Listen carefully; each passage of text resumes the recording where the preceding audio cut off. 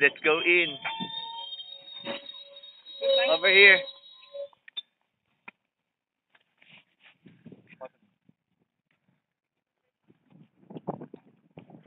Okay, come on. Come on. Come on. Yeah.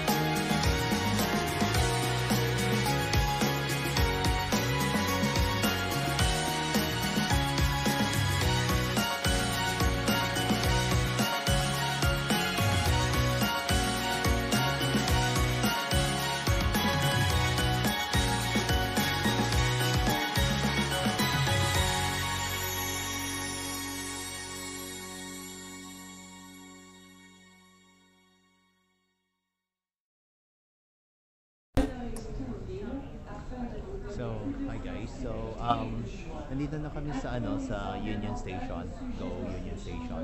So, ang next step is plano daw pupunta sila sa Center Island. So, sasakay kami ng ferry. So, the reason kaya nga din pinili ko dito sa Go Station dahil Go Union Station dahil malapit na dito yung streetcar going to the ferry. So, kung nag-subway kami, it will take longer. Kaya this is actually the smartest to get to work. To work na. To Center Island. Sorry guys. Medyo lutang ako ngayon. Yeah, so, yep. So we're waiting for our company pa kasi our companions kasi nga nagpunta na ng washroom. So, yeah, we're just sitting there and waiting.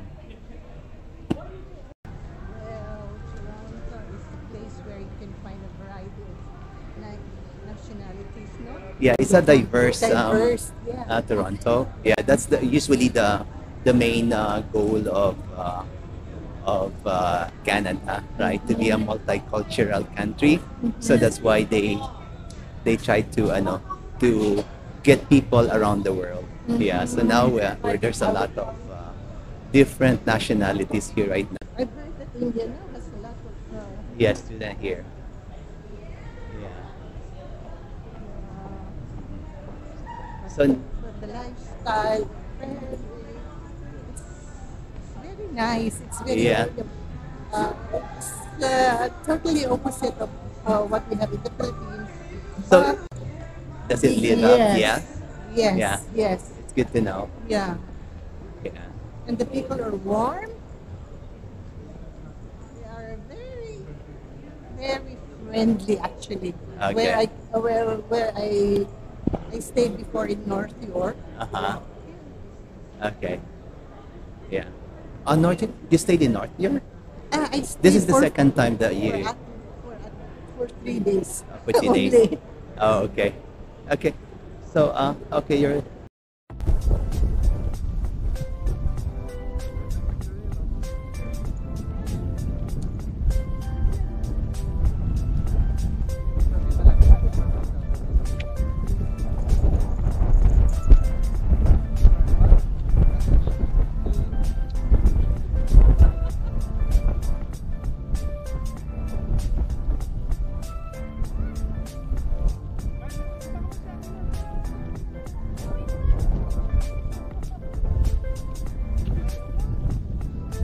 So, papunta kami ngayon ng Fort York. Kung nakita niyo may bridge doon. Tatawid kami doon. Actually, unconventional tong ginawa ko kasi hindi talaga ito yung regular na dinadaan if you're going to the Fort York. The reason pala hindi kami natuloy doon sa Center Island dahil merong medical emergency, so walang streetcar. So we decided para hindi naman ubos yung time namin. So we decided na dito na lang sa Fort York. So then after the Fort York, probably we'll go to the Center Island. So yeah, so bear with me as we continue exploring the place. Sarap. Mainit ang araw pero malamig ang hangin. So nice. Yeah.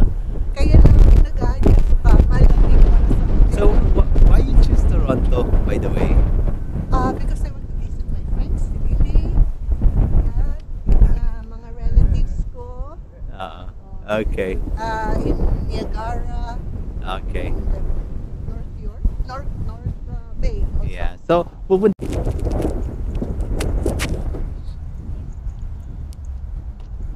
So Pastor Joey, naalala mo Yep. na pumunta tayo dito, sarado. Yeah. Kasi 4 o'clock na, late na tayo. Mm-hmm.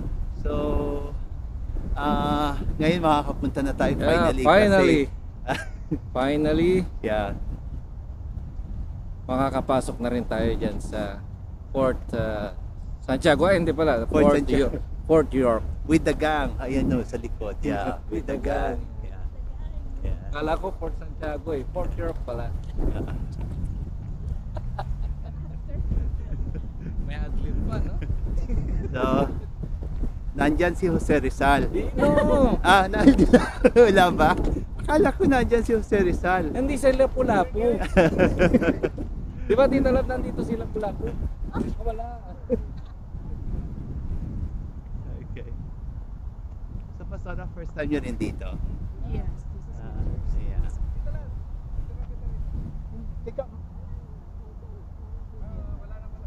Kasi hanggang 4 lang to, kasi 3 na.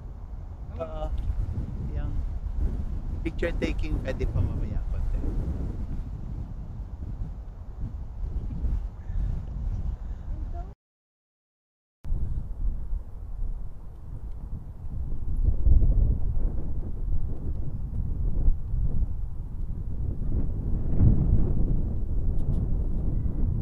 So be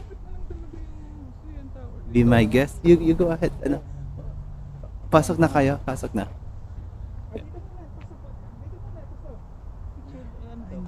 Mamaya na ang picture last na. Madali na ang picture. So diretso.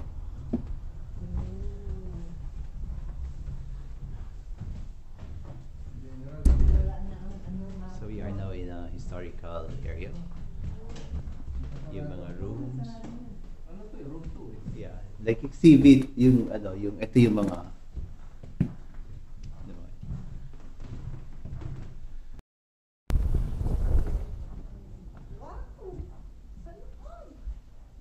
Yeah. Ito tingnan mo yung yung kanyon at saka yung mga bala yan yung mga bala ng kanyon Yeah. Yung mga rifle parang mas mabigat pa sa yan mo ang haba.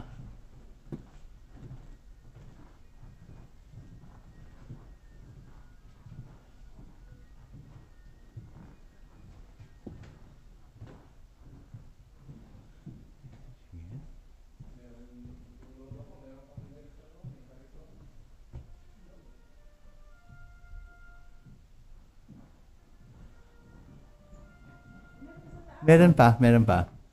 Yeah.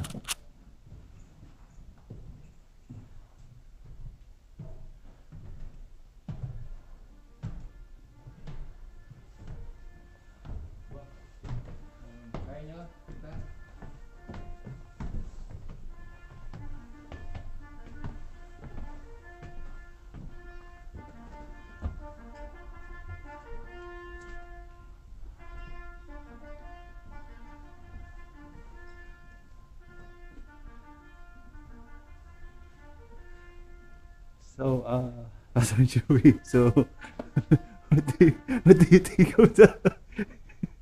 Si Pastor na lang. Si Tita Lab na. Tita Lab. Andun eh. Kasi nagpa-wheelchair ako sa airport. Tapos tayo tuloy sa Talaga naman. sakit sa puso. Sa makit ko. Sabi ko, para mo ng asal.